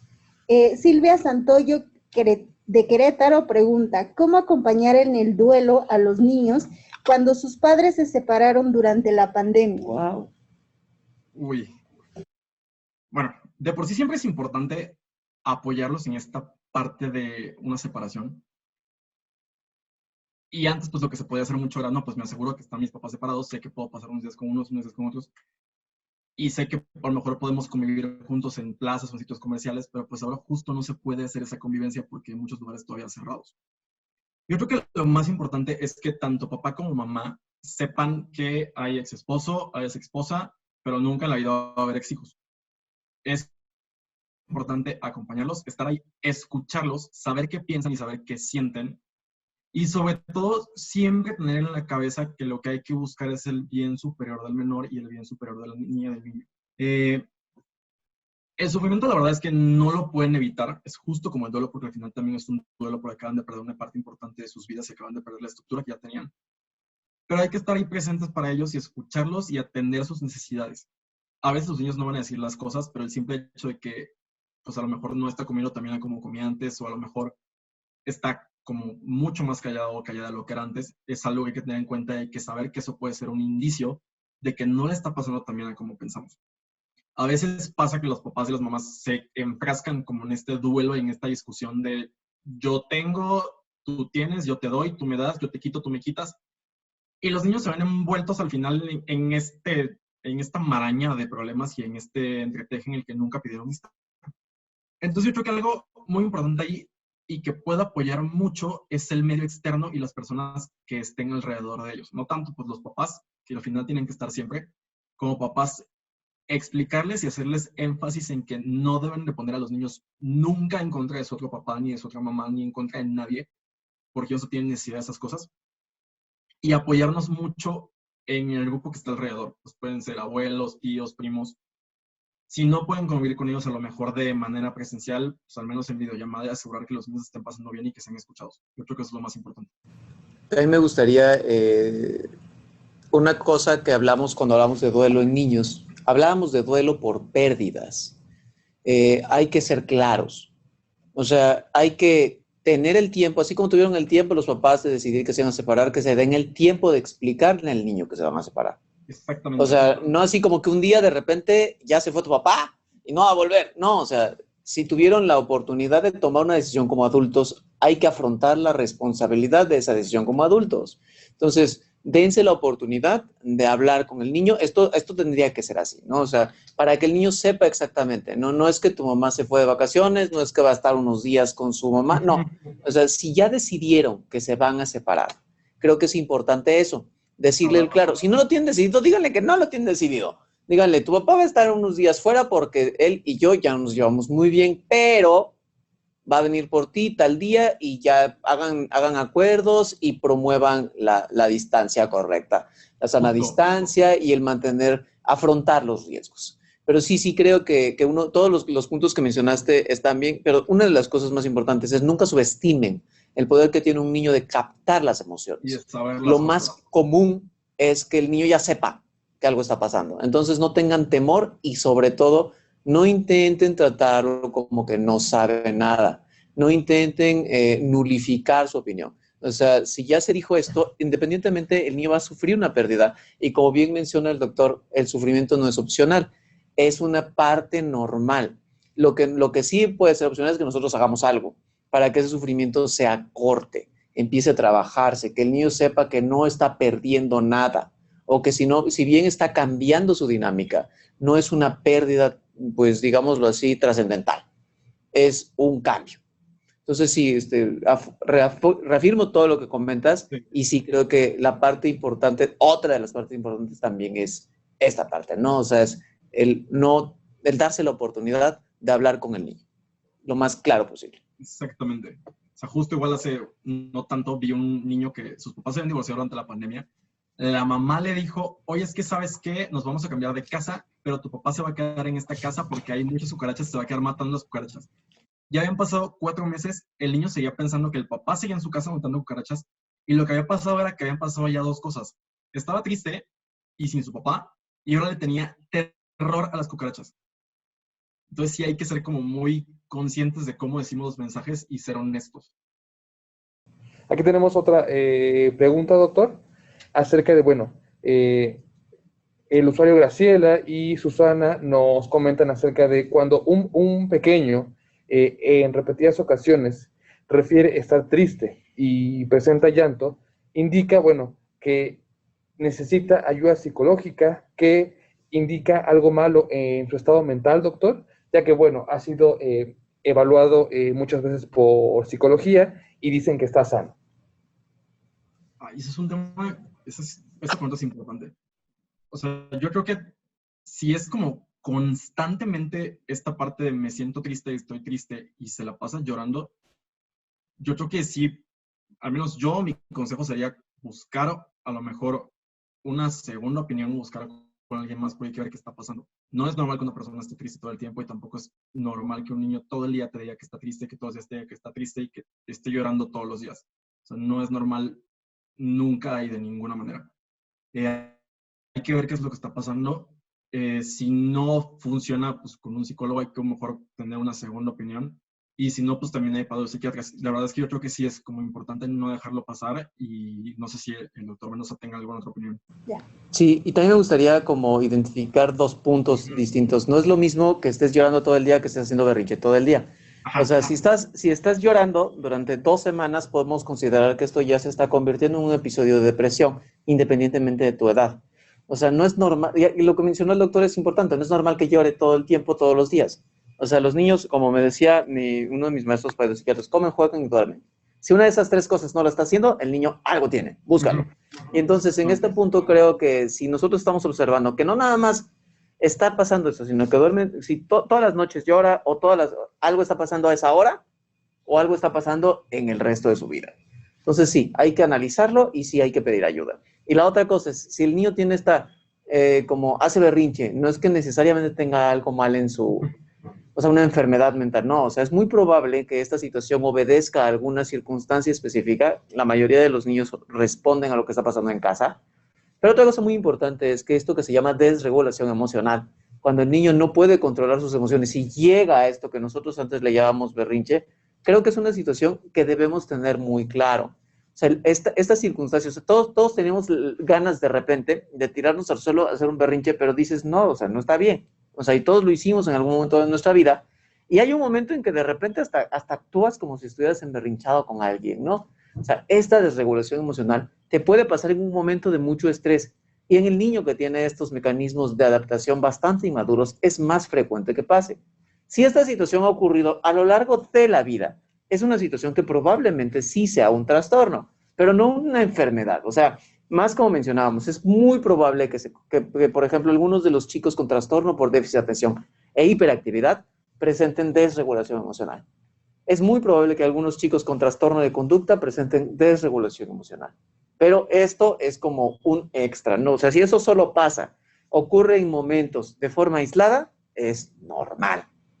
Si esto ocurre porque de repente no hay nadie que le explique, se quedó solo, o sea, ocurrieron cosas, hay muchas cosas, se quedó con los tíos y se puso a llorar todas las 2 semanas que se quedó con los tíos, es otra historia. Porque en los niños muchas de estas respuestas son normales. O sea, con los niños, insisto, nada más. Desregulaciones emocionales pueden ser normales si no duran mucho tiempo, hablo a lo largo de la vida, pero si está llorando de manera profusa, aislado y como con irritabilidad o tristeza, Está triste. 2 semanas Yes. ya es pensar en depresión. Octaviana Guevara Verdejo pregunta, con respecto a lo que mencionó sobre realizar actividades con los niños para facilitar su integración, ¿qué podemos hacer o qué nos sugiere cuando los padres pues son los que no apoyan? Ay, eso igual es... Pues siempre se puede buscar como el apoyo de gente que también está en contacto con los niños y el apoyo alrededor de los niños. Pero francamente, o sea, la persona que mayor tendría que apoyar siempre es el cuidador principal. Papá y mamá siempre van a ser las personas más importantes si son los cuidadores principales. Si no son ellos los cuidadores principales, en general, esa persona que esté a cargo del niño, que esté cuidando al niño o a la niña, es la que va a tener y siempre va a tener como el papel mayor en todo el proceso de lo que tenga que hacerse. Si vemos que nos está involucrando, hay que averiguar por qué nos está involucrando y averiguar qué es lo que está pasando. A lo mejor el cuadro principal aún no sabe o no entiende la importancia de lo que le estamos pidiendo o no entiende la importancia del hacer algo para y con su hijo o su hija y no entiende como la necesidad de hacer las cosas y por eso no tiene como este involucramiento, no tiene este deseo de hacer las cosas. Si entendemos qué es lo que está pasando y entendemos la razón por la que no se está tomando esta parte que se tiene que tomar, podemos entonces incidir sobre esta parte y actuar desde ahí para hacerles entender las cosas, explicarles las cosas y a lo mejor apoyarlos. A lo mejor hay veces que no es que no quieran apoyar, simplemente o no tienen tiempo o no pueden o se sienten incapaces de hacer las cosas. A veces eso también pasa. Hay que empoderar siempre a los papás y las mamás, explicarles qué es lo que está pasando, explicarles la forma en que lo que ellos hacen afecta posteriormente a sus hijos y a sus hijas. Si les damos este poder de hacer las cosas, les explicamos para qué, por qué y cómo van a hacer las cosas, es mucho más probable que las hagan y que las sigan haciendo una vez que vean cambio. En caso que de ninguna manera consigamos apoyo, pues siempre hay que buscar como a las personas que están en el círculo siguiente del niño o de la niña y buscar que ellos también se los apoyen de esta manera. Ya sean abuelos, tíos, primos, hermanos, siempre hay que pues, irle buscando, dándole la vuelta. Pero definitivamente lo que no hay que hacer es dejarlos solos y dejarlos a la deriva. Muchas gracias, doctor. Aquí también tenemos un comentario de Carmen Velázquez que dice, En estos tiempos de pandemia, se ha incrementado los embarazos no deseados en adolescentes debido al encierro en casa y en las escapadas. Esta situación ocurre, yo lo he visto en mi centro de trabajo. Muchas gracias y muy interesante tema, doctor. Ay, qué buen comentario. Eso es algo igual bastante importante. Justo ayer estaba viendo que ya iban a implementar dar copas menstruales y toallas en las escuelas, sobre todo en nivel básico, primaria, secundaria, preparatoria. Y ahí me pareció pues algo como bastante increíble. Y dije, no, pues qué padre, ¿no? O sea, asegurar que ya tienen como algo seguro para ir a la escuela, porque aunque no lo crean, hay niñas que dejan de ir a la escuela cuando están menstruando porque no tienen dinero suficiente para toallas, no tienen dinero suficiente para protegerse. Es un estado de vulnerabilidad que las mujeres pasan. Y me pareció y me llamó mucho la atención que debajo de eso vi un comentario que decía, lo siguiente que van a hacer es regalar condones en las escuelas y pastillas el día siguiente. Y yo me quedé así de, no, pues la verdad es que no es si pastillas el día siguiente, pero yo creo que el simple hecho de tener acceso a un método de anticoncepción será algo extremadamente útil y me llamó mucho la atención. Y justo ahorita que me dices eso es como muy, o sea, me brinca mucho, porque justo yo no tenía esta estadística en la cabeza y pues sí me sorprende un poquito. Yo creo que lo importante de esto es asegurarnos y ver la importancia, o sea, ver como el papel tan grande que tiene la educación sexual. Hay que asegurarnos que los niños y las niñas tengan educación sexual desde lo más pronto que se pueda, explicarles las cosas y explicarles lo que va a pasar y lo que puede pasar. También hay que asegurarnos que hayan servicios de salud que sean accesibles a adolescentes y que si necesitan condones o lo que necesiten, proporcionárselos sin estar haciendo tantas preguntas, porque a veces, muchas veces pasa que no van a los centros de salud por evitar como todo el cuestionario o evitar el tener que anotarse o el evitar como las miradas. Yo creo que siempre hay que buscar como la manera de que haya preservativos accesibles para todo el mundo de la mejor manera posible. Si por mí fuera, habría preservativos hasta en el súper regalados y en el Oxxo regalados, pero pues no se puede todo en la vida. Pero sí es como algo que me recalca y que me reafirma la importancia de una adecuada educación sexual para todos. Gracias, doctor. Aquí también tenemos una pregunta de la doctora Patricia Martínez Reynoso. Excelente ponencia, felicidades. ¿Qué recomienda para iniciar con la ayuda profesional? ¿Un tanatólogo, un psicólogo o un terapista o asesor familiar? Tengan cerca. Yo creo que siempre es más recomendado, o sea, yo de inicio recomendaría un psicólogo y que ya el psicólogo, pues después de su evaluación, pues viera qué es lo más correcto, lo que necesitan y a dónde los pueden mandar, o incluso un psiquiatra o un psiquiatra también que hiciera una evaluación y que dependiendo y lo que, o sea, viendo, o sea, ya tomando en cuenta lo que encuentren en su evaluación, saber a dónde los pueden mandar o qué es lo que más sea adecuado para cada persona y para cada familia. No sé si el doctor Mendoza tenga algún otro comentario. Igual a mí me gusta la idea de considerar que hay que activar la red de salud mental donde sea, pero hay que activarla. O sea, pregúntale al doctor si no tienes otra cosa que es más que un doctor cerca. Pregúntale a tu tutor, a tu profesor, a quien sea, porque también eso va a hacer que ellos se den cuenta que es un problema. O sea, de repente a mí me toca un poco como topar contra esto, o sea, como es que hay que, como esto que estabas mencionando, ¿no? ¿Qué es lo que sigue? ¿Que den esto después de esto? Pues si es un problema, sí, lo vamos a hacer. ¿Por qué? Porque si son problemas de salud pública, tenemos que trabajar con ellos, ¿no? El embarazo adolescente es un problema de salud pública. Las circunstancias asociadas a esto son un problema de salud pública. Y entonces, donde sea, se tiene que activar la red. Sí creo que en este orden, el fenómeno de lo que entra de la normalidad, que de repente entras y sales, es psicología. O sea, psicología es cuando de repente ya tienes mucho estrés, ya estás como concentrándote mal en la escuela, o sea, psicología. Si ya estás en un proceso psicopatológico, o sea, si ya tienes un proceso de depresión, que esta depresión ya está impactando en tu funcionamiento, ya vas al psiquiatra o ya vas al médico, ¿no? O sea, para que estos te valoren y puedan ir como vinculándote a los servicios de manera correspondiente. Insisto, ¿no? En cualquiera de las dos opciones es viable acudir y pues vuelvo a lo mismo. Si tienes las dos opciones a la mano, como ocurre en la ciudad, la situación depende del grado y normalidad, psicología, trastornos, irnos más hacia psiquiatría. De acuerdísimo. También tenemos un comentario de Miguel Miranda. Creo que las repercusiones de esta pandemia se verán aún más reflejadas cuando regresen a clases y puedan ser evaluados por profesionales en la educación. Lo que creo que se verá más es el egoísmo y la apatía que verán todos o la mayoría de los maestros, profesores, psicólogos e incluso psiquiatras.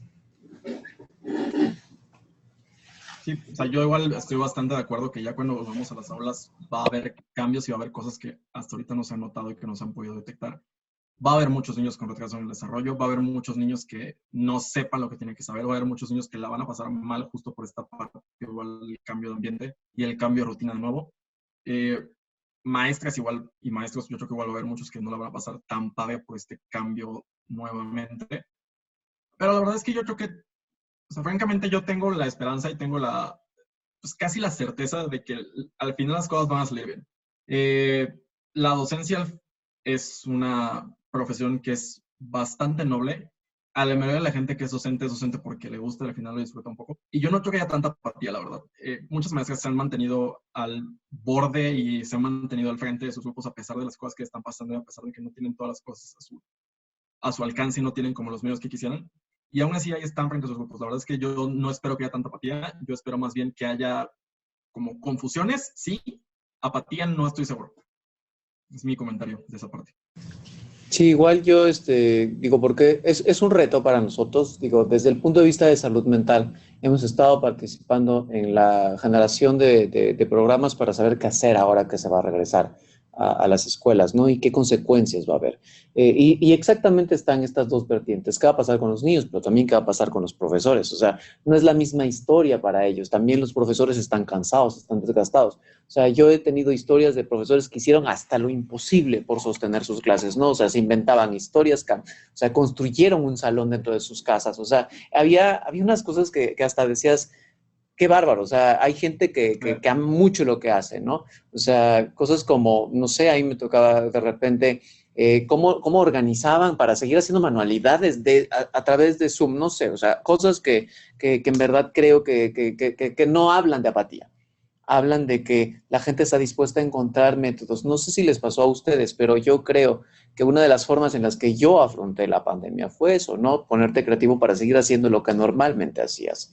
Y creo que esto pasó también con muchos profesores, ¿no? O sea, empezaron a hacer muchas cosas para que el tiempo fuera productivo y pudieran seguir haciendo una vida relativamente funcional en el contexto de una vida que no era por nada normal. Otra cosa que me parece muy importante es que de inicio sepamos que no va a ser normal. O sea, no vamos a regresar y todo va a ser normal. No, de hecho, no va a ser normal. Y entonces todo aquello que no únicamente escape de la normalidad, porque ya vimos que todo va a ser anormal, que ya raye en la disfunción o en la molestia, o sea, seas profesor, o sea tu hijo, o sea tu alumno, es si el niño no está funcionando como alumno, o el chico no estaba funcionando como alumno, o sea, algo está pasando que no está permitiéndole aprender, hay que pedir ayuda. Si algo está pasando en su conducta, si algo está pasando que en verdad sea una situación particular, hay que pedir ayuda.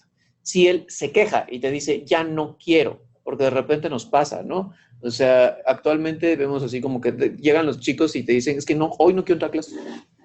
Y casi hagan como quieran, hoy no me conecto. ¿Por qué? Porque estoy cansado, me duele la cabeza. Y te pasa, ¿no? O sea, cuando regresen va a ser otra vez adaptarse. Uno de los puntos difíciles de la pandemia es que nos hemos tenido que adaptar muchas veces en poco tiempo, a muchas cosas. Que a guardarnos, que a volvernos a encerrar, que a volvernos a guardar, que a volvernos a encerrar. O sea, hemos agotado nuestros recursos adaptativos. Entonces, cuando venga la escuela, no vamos a tener mucha energía para seguirnos adaptando. Entonces, nos va a costar.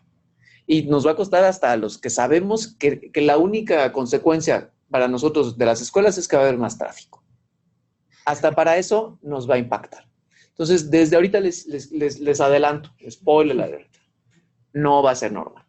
Entonces, cuando esa situación de anormalidad signifique cambio en la función o una molestia grave, hay que pedir ayuda. Yo creo que con eso podemos tener como una claridad de qué hacer. Porque pues, no es, digo, quien me diga que ha pasado esta pandemia y está igualito que como empezó, dígame, cómo le hizo para dormirse 1 año y medio, ¿no? Porque no es una situación normal. Muchas gracias, doctor. Aquí tenemos una mano alzada del doctor Andrés Esperanza. Adelante, doctor Esperanza. Muy buenas tardes. Hola, buenas tardes a todos. Como siempre, un placer escucharles. Un punto de vista diferente. Como ayer lo comenté también, con algunos opiniones diferentes. Y sería platicar de aquí hasta el próximo martes para ponernos de acuerdo, si es que nos llegáramos a poner de acuerdo, ¿no? ¿Qué creen que? No sé si fue aquí o fue en algún otro lado, pero me gustó la frase, no vamos a una nueva normalidad, porque todos los días, a fin de cuentas, los vamos a hacer normales. Vamos a regresar a una nueva realidad, que es totalmente diferente. Entonces, no olvidémonos de la normalidad. Ya no podemos ser normales si es que no se nos olvida lo que hemos sufrido con esta pandemia.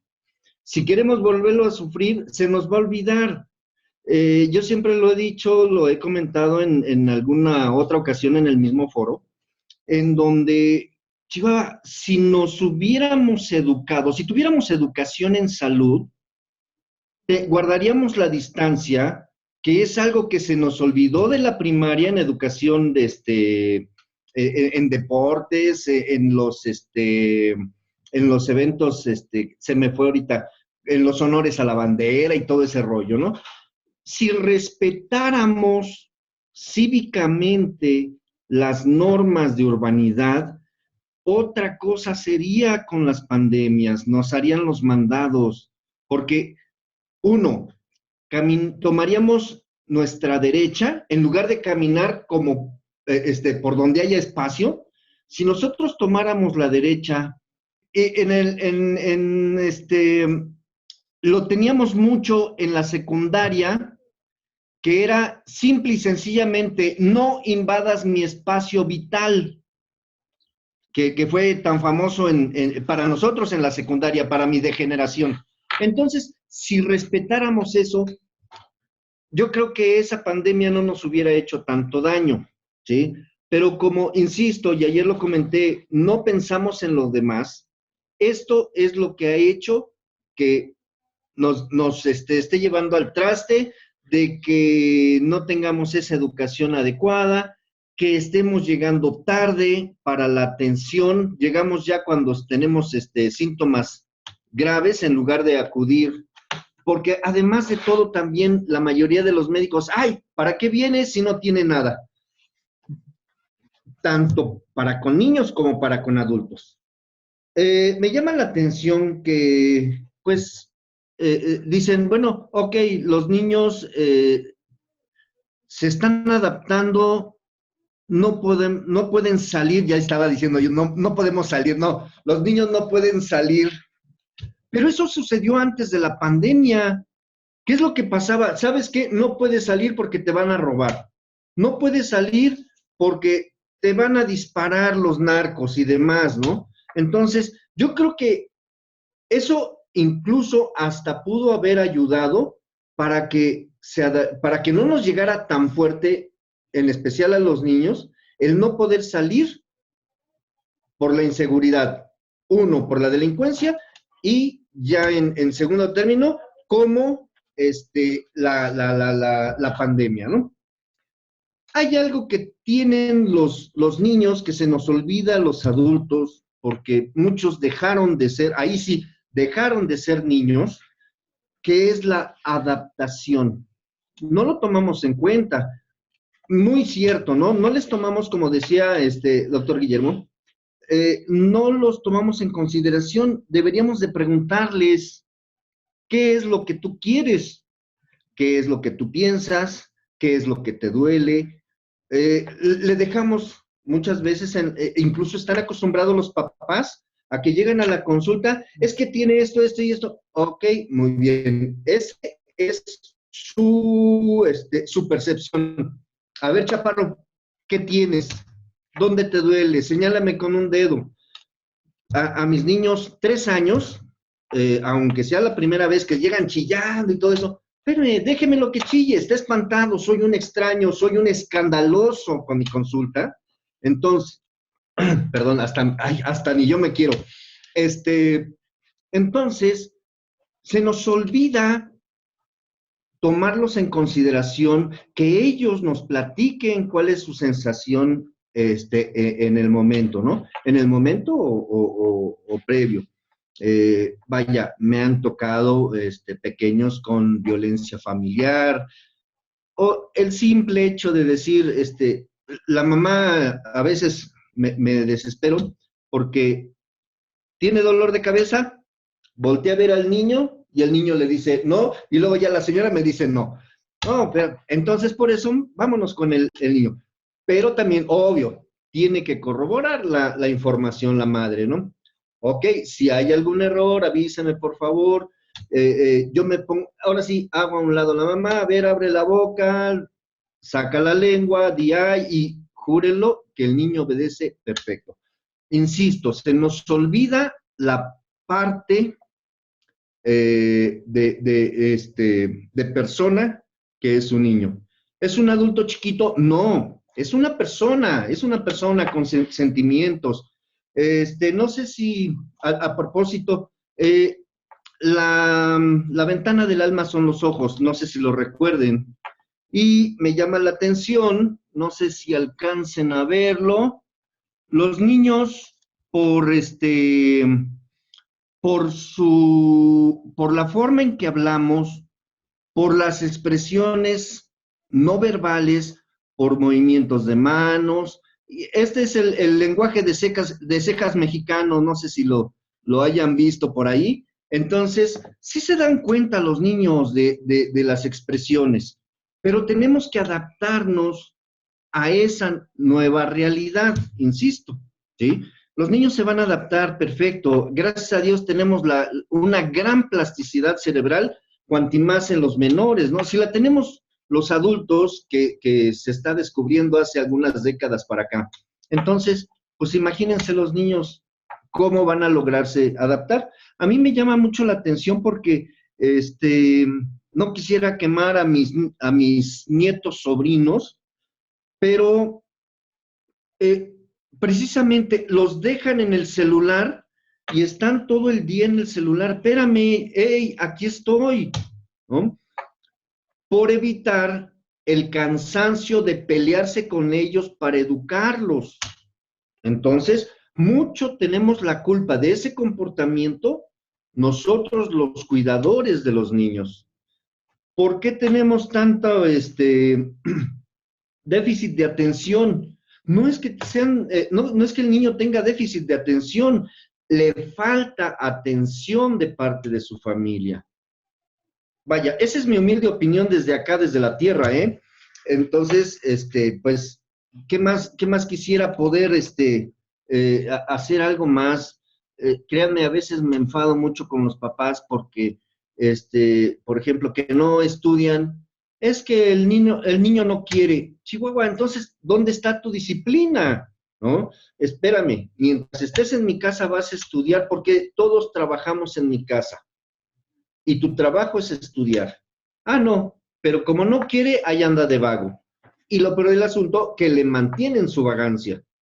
Entonces, bueno, ay, híjole, discúlpenme, como ayer me gustaría extenderme tanto, por eso les decía, incluso me perdí gran parte del final porque tuve paciente en el área COVID, pero ya estoy de vuelta. A mí me llama mucho la atención, ya por último, tengo muchos puntos que anoté, pero bueno, la parte ética, ayer lo comenté en la reunión, la parte ética, ¿ya vacunaron o están por vacunar a los maestros? Van a regresar a las clases presenciales, pero no van a vacunar a los niños. Insisto, ahí estoy molesto, ¿no? Así como por qué nos dejaron hasta apenas hace 2 semanas, nos vacunaron a nosotros, primer nivel de atención, aunque hay una primera línea, en la primera línea ya el paciente va diagnosticado o con la sospecha de, pero a nosotros nos llegaba de sorpresa. Incluso, llegaba el paciente porque tenía comezón y en el interrogatorio, es que también tengo tos, hijo de su, qué barbaridad, y sin protección, ¿no? Entonces, precisamente por eso, aquí en el consultorio, más vale el cubrebocas, más vale la careta, y obvio, con la pobre protección que nos dan, el equipo de protección que nos dan, pero bueno, al menos ya cuando pasamos a área COVID, dices, bueno, ahora me voy a poner la bata, me voy a poner la bolsa de basura porque es lo que más me protege y demás, ¿no? Entonces, ¿por qué se piensa regresar a clases presenciales si no hay una vacuna para niños? ¿Es ético? Ya cada quien se va a responder. Así es que, doctor, mil gracias y disculpen que me emocione yo con estos temas, pero ahí estamos a la orden. No, Excelente, doctor. gracias. O sea, qué valiosa participación y de verdad, o sea, me dio mucho gusto escuchar todo lo que dijo ahorita.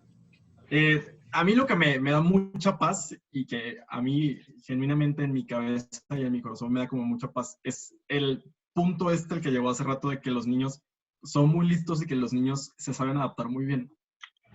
Yo creo que aunque no haya vacuna para niños, si a los niños uno les dice, oye, es que sabes que te tienes que sentar aquí, te tienes que lavar las manos y poner el cubrebocas, la mayoría de los niños lo van a hacer, que será muy distinto si fueran adultos. Eso a mí me da mucha paz. Y justo igual como lo que retomaba hace rato, sobre todo de la consulta, yo creo que es importantísimo siempre a los niños tomarlos en cuenta como la consulta es tuya, no de tu papá. Yo lo que hago siempre es, así sea un niño de 5 años, darle tribuna libre cuando llega a la consulta. Que me diga por qué piensa que lo llevaron al doctor y que me diga qué es lo que siente y qué es lo que le molesta. Aunque a veces me digan y me han contado así como cosas que no tienen nada que ver con la razón por la que lo lleva la mamá, pues es parte de hacerlos como responsables de su propia salud y de empezar a ser responsable de lo que pasa con ellos y empoderarlos sobre su salud. Algo que igual siempre hay que tomar en cuenta, sobre todo el motivo de consulta de la mamá, que a veces es muy distinto al del niño o al que tú piensas. Pero sí, a mí la verdad es que me da mucho más miedo y me preocupa mucho más un niño preescolar que llega al consultorio médico y deja que lo desvistas completamente sin chistar, que un niño que llega y llora y patalea para que no le quite la ropa. A mí me preocupa más eso, porque al final quiere decir que está acostumbrado a que lo desvistan y que deja que un extraño lo desvista. Y eso es parte al final de esta cultura de la prevención del abuso. Pues, muchas gracias por su aportación, de verdad, excelente. Muchas gracias a todos. Desde ahorita igual, destaco esto que comentas, si de repente el chico que llega a las aulas y se niega a seguir órdenes, también es una buena oportunidad para solicitar ayuda en el terreno de la salud mental. Muchos chicos oposicionistas y desafiantes se confrontan antes de mandarlos a una supervisión con un profesional. Creo que han mencionado muchas cosas, vuelvo a la misma historia. A lo largo de este confinamiento hemos demostrado que una de las cosas que más hizo daño del COVID es el confinamiento. Y estos puntos, independientemente, lo hemos visto en otros lugares, ni la vacuna resolvió el contagio en Chile, ni el confinamiento resolvió la cuarta ola en Alemania. Y eso que son lugares que se pueden confinar. O sea, no hay una ciencia escrita en COVID. Entonces creo que hemos de afrontar esta situación bajo las historias y las decisiones que nosotros tengamos que ir enfrentando. Insisto, lo que comenta el doctor Andrés Esperanza es importante. Ya quedé aquí con Insabi que vamos a organizar una presentación para el doctor Guillermo Fojaco y el doctor Andrés Esperanza para que platiquen ahí un par de horas, porque les gusta eso de andar platicando. Y bueno, no, sí creo que ha sido como una situación necesaria, ¿no? Sí, una de las cosas más valiosas de tener un foro como este es que todo el mundo pueda preguntar lo que quiera preguntar, porque a veces es muy difícil preguntar, y más en el área de la salud mental. Creo que, bueno, fuera de esto, agradezco a todos por haber estado aquí. Una vez más, también ha sido parte de mi rutina de trabajo durante este último año. Agradezco al doctor Guillermo por haber aceptado esta invitación. Qué bueno que tuvimos una participación bastante amplia. Y pues bueno, no sé si quieras decir algún comentario final. Pues como cierra al final lo que dije hace rato, hay que tomar en cuenta a los niños, tomar en cuenta a las niñas, adolescentes y sobre todo escucharlos y sobre todo parte de escucharlos, no invalidar las cosas que nos dicen. No es lo mismo escuchar y oír que tomar en cuenta lo que nos están diciendo. A veces puede que pensemos que lo que nos está diciendo es un poquito descabellado, que cómo puede ser que se sienta así, pero si nos están diciendo algo por alguna razón es, y si está pasando algo por alguna razón es. Hay que estar pendientes de lo que están haciendo y pendiente también de los medios que están consumiendo y de los medios que están viendo. Sobre todo en los niños pequeños, las cosas que no dicen y las cosas que hacen a veces hablan incluso más que las cosas que están diciendo o que están haciendo. Entonces, creo que ese es como mi comentario final. Tomarlos en cuenta como personas y estar siempre presentes y apoyarlos. Muchas gracias igual a ustedes por la oportunidad y me dio muchísimo gusto compartir esta tarde con ustedes. Muchas gracias. Igualmente, así como mencionas, ¿no? Digo, no nada más hay que tomarlos en cuenta. Creo que, como dices, no nada más hay que no invalidarlos, hay que validarlos. Y creo que este es como el centro importante del trabajo con chicos, ¿no? Muchas gracias a todos. Hasta luego. Gracias. Hasta luego.